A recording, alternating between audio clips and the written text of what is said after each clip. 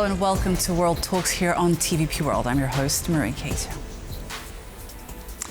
Russian frozen assets remain at the forefront of the debate regarding Ukrainian support. As much as it may seem an obvious source of financing Ukraine against Russian aggression, it remains a challenge to unlock this financing.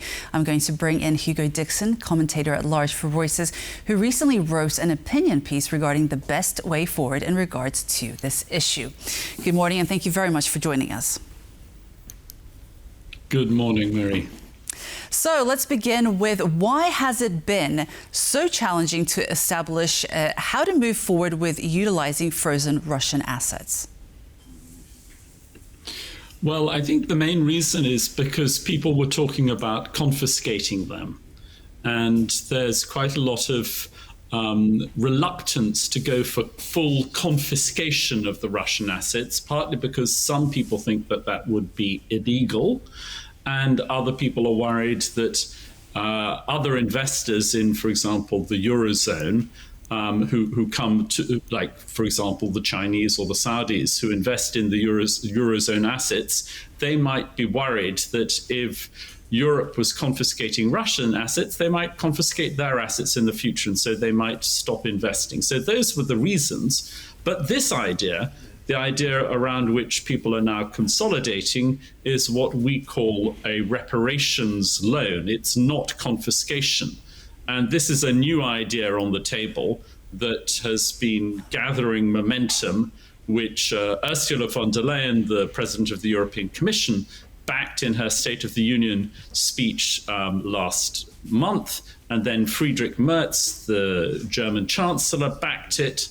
And now, only yesterday, there was a statement by the British, French, and German leaders that was more or less on the same lines. So I think that we found a breakthrough here with our idea of the reparations loan, which is not confiscation. What it is it's a loan to Ukraine, which Ukraine would only have to repay if Russia pays war reparations.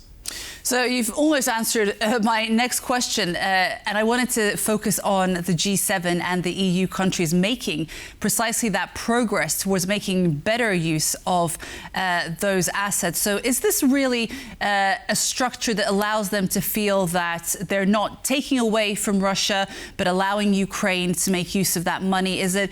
Can you talk a little bit about the legalities behind this plan that allows everybody to move forward and perhaps feel like they're not taking away from anybody?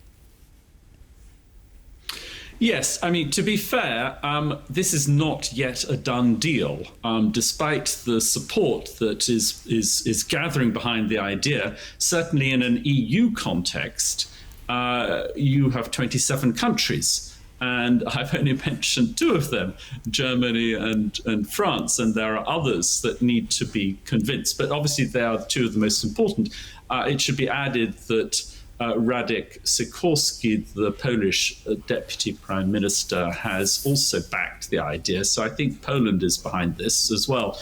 But we haven't got a done deal yet. But now coming back to your question about the legality, the basic principle that this idea of a reparations loan is based on is a core principle of international law, which is that if a country does something illegal towards another country and causes damage to it, it must pay reparations. And that is a core principle, and everybody, apart from Vladimir Putin and his stooges, accept that this illegal invasion of Ukraine was illegal and has caused damages. Of course, Vladimir Putin says it's not a war, it's just a special operation, and it's not illegal. He went in there to root out Nazis, but nobody else believes that. So the core assumption behind this whole plan is that there was an illegal invasion that has caused a lot of damage and Russia must pay for it. Then there is the UN General Assembly, which passed a resolution saying that there must be reparations and that a claims commission should be established to adjudicate on the matter. and a draft treaty was agreed last month, but it will take several years before this new tribunal has finished its work. And Ukraine needs money today.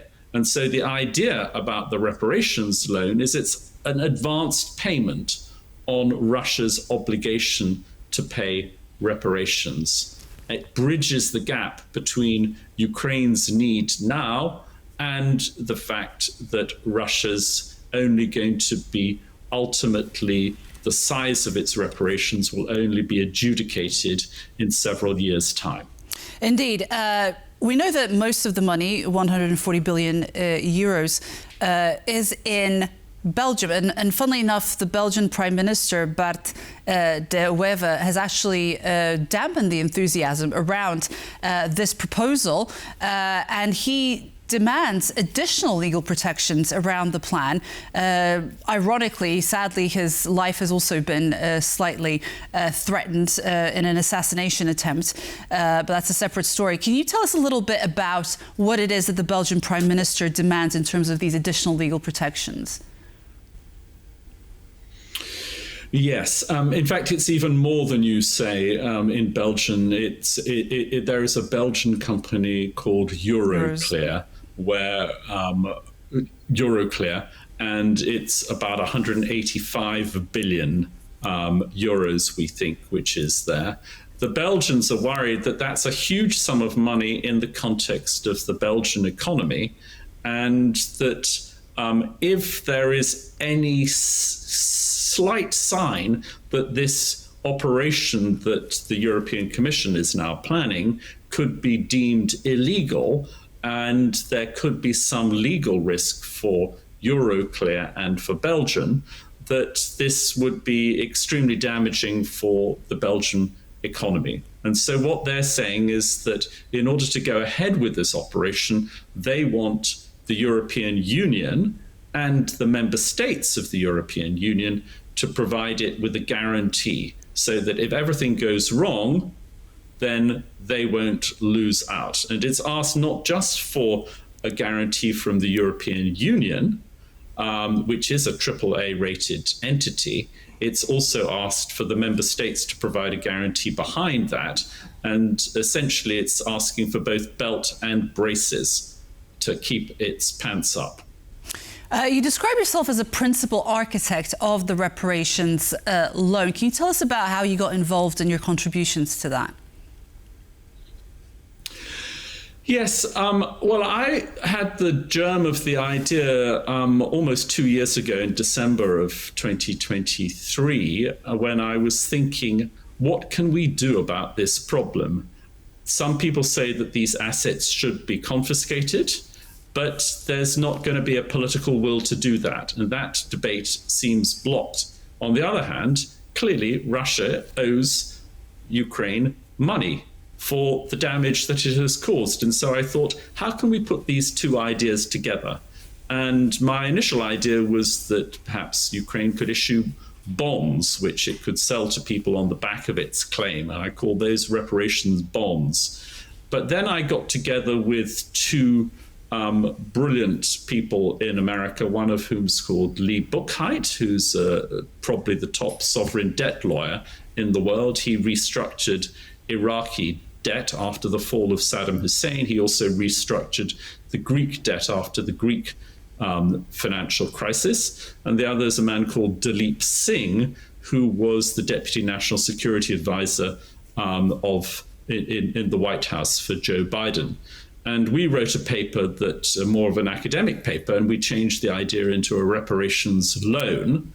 And that was in, I think, February of last year of 2024. And then we've been pushing the idea in various capitals since then. And initially we had the Americans, Brits, and Canadians on side, but not any of the big Eurozone countries. Some of the Eastern European countries were interested in the idea, but none of the money is in Eastern Europe. And then we've been refining the idea, and then after Donald Trump came to power, that was a shock to the Europeans, because they suddenly thought that they could be left all on their own supporting Ukraine there was no more money coming from Donald Trump. That money from America was basically cut off earlier this year. And so the Europeans are continuing to fund, but that's not enough. And so suddenly there became more interest in this idea inside the European Union, and particularly in Germany. We formed an international group and started talking to politicians, and we got hold of Friedrich Merz just before he became Chancellor and explained our idea to him. And then over the last few months, the idea has been gathering pace. So that's really sort of my involvement in this plan. Do you think that it's actually What I should add is that the European Commission has taken the name, and they've taken the core concept of a loan, which is only repaid if Russia pays reparations to Ukraine.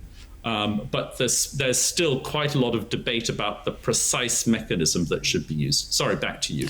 But has the European Commission taken on board the concept that you have put together with your colleagues? Or have they distorted it somewhat? They've taken...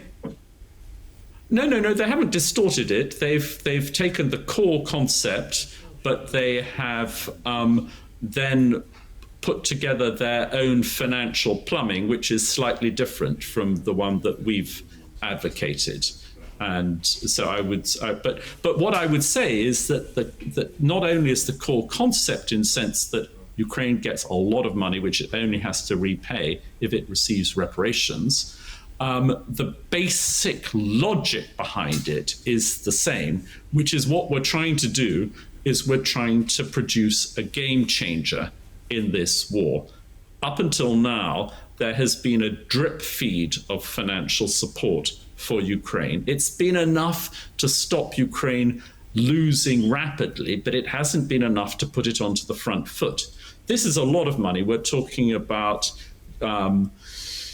perhaps $170 billion from the EU.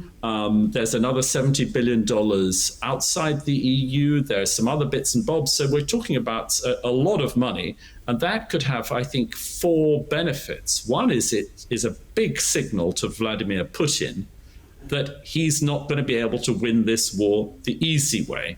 The easy way is if Ukraine runs out of cash.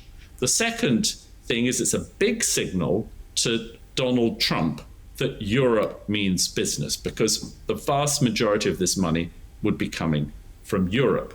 And that will make it much, much harder for Donald Trump to push Europe aside, as he has done, for example, in August when he met Vladimir Putin one-to-one in Alaska. And so that's a second real benefit. A third real benefit is it would be a big boost to Ukrainian morale. And morale is quite weak in Ukraine at the moment. They need a shot of adrenaline, and this would help them. And the final thing is that this would be a very big signal to arms manufacturers in Europe, in Ukraine, and elsewhere, because they'd know that a lot of money was coming to them. And that would give them an incentive to expand their operations. One of the problems at the moment has been that Ukraine can't get enough military equipment because the manufacturers aren't producing enough. But if the manufacturers know there's a lot of money coming to buy their arms, they will then double, quadruple the size of their operations, and there'll be more equipment to defend Ukraine. So there are 4 really big, powerful geopolitical reasons for going ahead with this. And we need to get this deal over the line. We need to do it as big as possible, and we need to do it fast. Hugo Dixon, it's been absolutely fascinating speaking to you. Thank you so much for joining us today. Thank you. And this wraps up this edition of World Talks. Thank you so much for joining us. I was your host, Marie Caso. Stay up to date with TVP World. Goodbye.